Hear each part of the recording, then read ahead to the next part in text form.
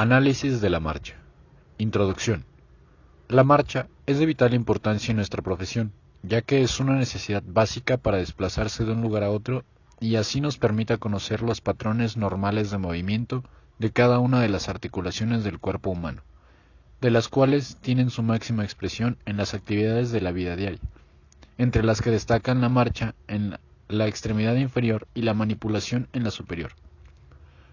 En este video analizaremos los parámetros espaciales y temporales, la velocidad y el ciclo de la marcha paso a paso, el desplazamiento del centro de masa, energía potencial, cinética articular en los tres planos del espacio y la actividad muscular del tronco y miembro inferior. Parámetros espaciales. Longitud de zancada. Es la distancia entre dos contactos sucesivos del talón del mismo pie. Como se puede observar en el pie izquierdo, siendo aquí el que contacta con el suelo, tiene 144 centímetros. Longitud de paso. Es la distancia en el contacto sucesivo entre el talón de distintos pies, el cual tiene 72 centímetros. Anchura de paso. Es la distancia transversal entre los centros de los talones derecho e izquierdo. Oscila de 7 a 9 centímetros en la línea horizontal que ubicamos en medio de ambos pies. Ángulo de paso. Es el ángulo entre la línea de progresión del cuerpo y el eje longitudinal del pie, apertura del pie. Unos 7 grados se consideran normal. Parámetros temporales y velocidad de marcha. Cadencia. Es el número de pasos por un minuto. Tiempo de zancada. Es el tiempo de un ciclo de la marcha completa. Tiempo de paso. Tiempo de la conclusión de un paso derecho o izquierdo. En una marcha simétrica normal, el tiempo del paso puede derivar de la cadencia. Valores normales de la marcha. Velocidad de la marcha. 1,37 metros sobre segundo. Cadencia. 1,87 pasos sobre segundo. Longitud de paso. 72 centímetros.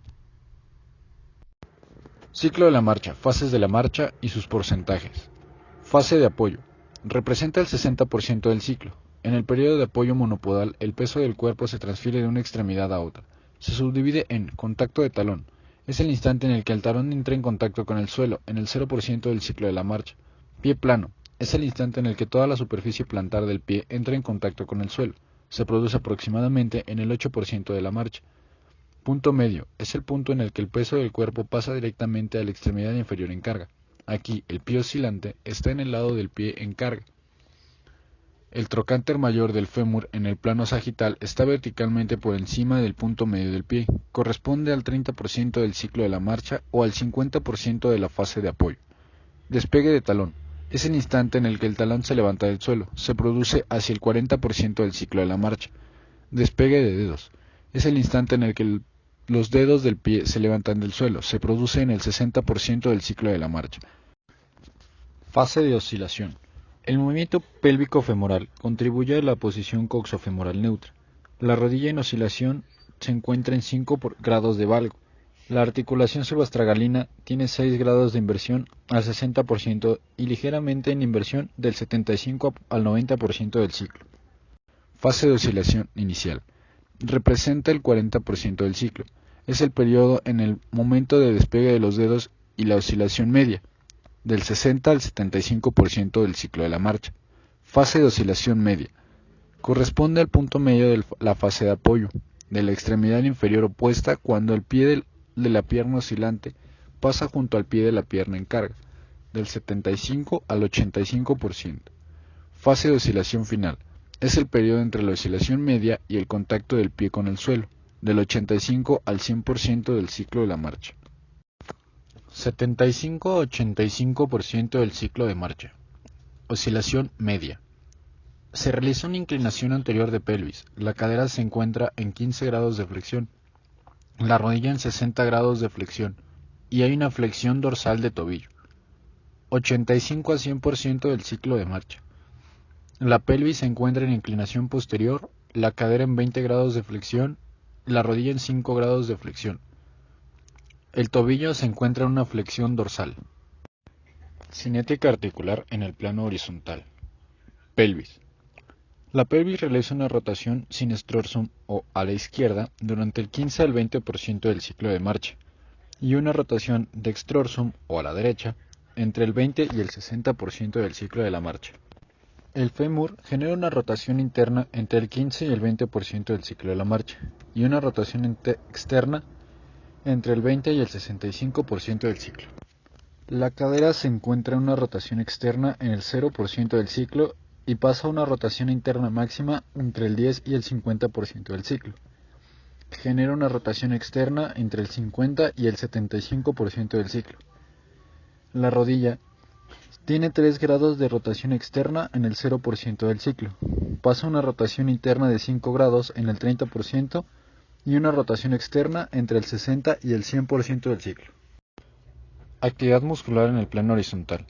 Los rotadores internos se encuentran activos en la fase de apoyo, moviendo el lado contralateral de la pelvis hacia adelante.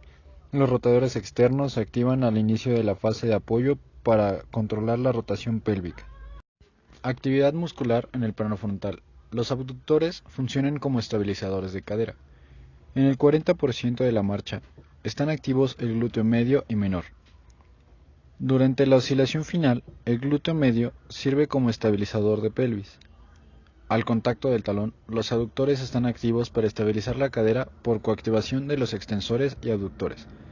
Durante la fase de despegue de dedos, los aductores ayudan a los flexores.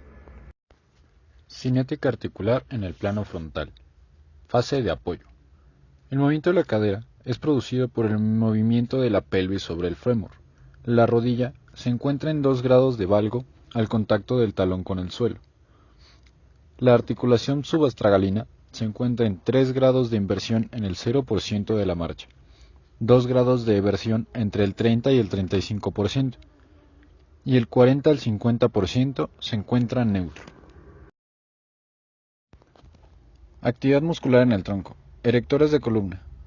Los erectores de columna tienen 2 procesos de activación, entre el 0 y el 20% del ciclo de marcha, funcionando como controladores del movimiento anterior de tronco, y el segundo entre el 45 y el 70% del ciclo de marcha, estabilizando la pelvis y la columna lumbar. Recto del abdomen. Su activación es en el 20% del ciclo de marcha, coactivándose para estabilizar el tronco, en el plano sagital. El segundo periodo de activación es en el 70%, sirviendo como estabilizadores de tronco y sirviendo como una banda de fijación estable para los flexores de cadera. En el contacto de talón o 0% del ciclo de marcha, el hombro tiene una extensión de 25 grados y el codo una flexión de 20 grados. En el 50% de la marcha o apoyo bipodal, el hombro tiene una flexión de 10 grados y el codo una flexión de 45 grados. Al finalizar el ciclo de la marcha o llegar a su 100%, el hombro tiene 25 grados de extensión y el codo 20 grados de flexión.